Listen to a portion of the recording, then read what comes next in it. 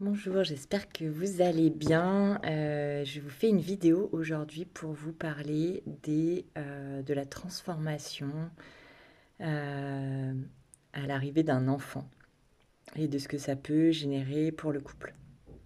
Alors, je suis Domiti Bruneton, je suis coach, thérapeute et j'accompagne les hommes à développer une relation profonde et épanouie.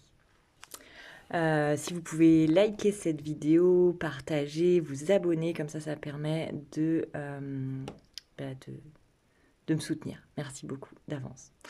Euh, alors oui, je fais cette vidéo, c'est suite à un entretien que j'ai eu avec un homme qui m'expliquait bah, la difficulté, 2 semaines après l'arrivée de son bébé, euh, de, euh, euh, de faire face au changement d'attitude de sa compagne, de sa femme,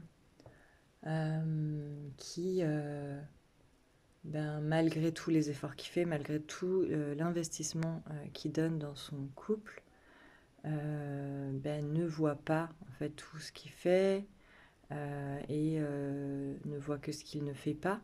Et elle n'a plus ce regard amoureux sur lui et c'était pesant pour lui.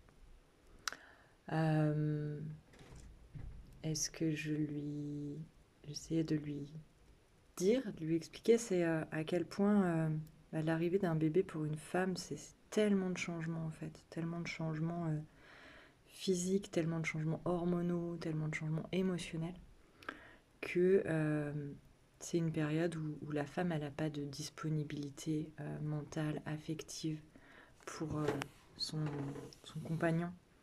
Et c'est vrai que c'est une étape compliquée parce que c'est un réajustement. Il faut que chacun retrouve sa place.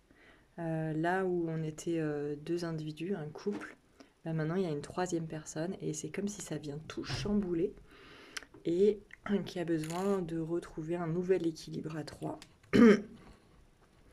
Et c'est vrai que cette phase, ça remue énormément, ça remue la femme qui vient de... déjà souvent il y a énormément de fatigue, euh, fatigue physique, du manque de sommeil, fatigue physique de l'accouchement, fatigue émotionnelle, fatigue, comme je disais, hormonale en fait, toutes ces hormones qu'il y a eu pendant la grossesse qui sont complètement transformées après.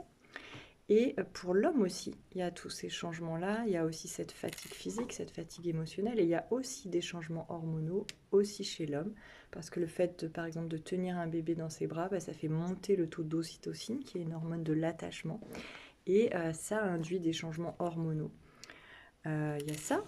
Il y a le fait aussi que au niveau de la sexualité, ça peut changer énormément de choses parce que la femme qui vient d'accoucher, bien sûr, elle n'est pas disponible tout de suite euh, dans sa sexualité. Et pour l'homme, ça peut être compliqué aussi, une période de plus de distance physique avec sa partenaire.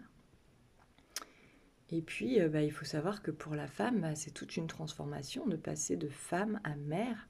Et pour l'homme aussi, c'est toute une transformation. L'homme qui était, qui passe lui aussi d'homme à père, et ça peut changer aussi la vision du regard de l'un à l'autre, c'est-à-dire que la femme qui n'était que femme dans les yeux de son partenaire devient mère, et ça peut entraîner des projections du rapport de l'homme à sa propre mère, et pareil pour la femme qui avait face à lui un homme et qui a maintenant face à lui un homme et un père, et ça peut la ramener elle aussi à tout plein de projections par rapport à son propre père. Et quand il y a eu des choses parfois difficiles dans l'enfance, pour l'un ou pour l'autre des partenaires, ça peut être bouleversant. Et ça peut réactiver des blessures, ça peut réactiver aussi des blessures du petit bébé qu'on a été, qui n'a pas forcément reçu toute l'affection, la tendresse qu'il aurait eu besoin, toute l'écoute. Et parfois, il y a besoin d'un accompagnement pour cette phase de vie de façon à apporter un espace de sécurité pour pouvoir transformer toutes ces blessures et que cet espace-là, parfois, il a besoin d'une personne extérieure au couple pour pouvoir apporter ce contenant, cette sécurité, euh, pour pouvoir apporter de la douceur dans cette phase de vie bouleversante et à la fois tellement belle et merveilleuse, et de façon aussi à pouvoir justement savourer toute cette arrivée et apporter de la douceur dans les difficultés.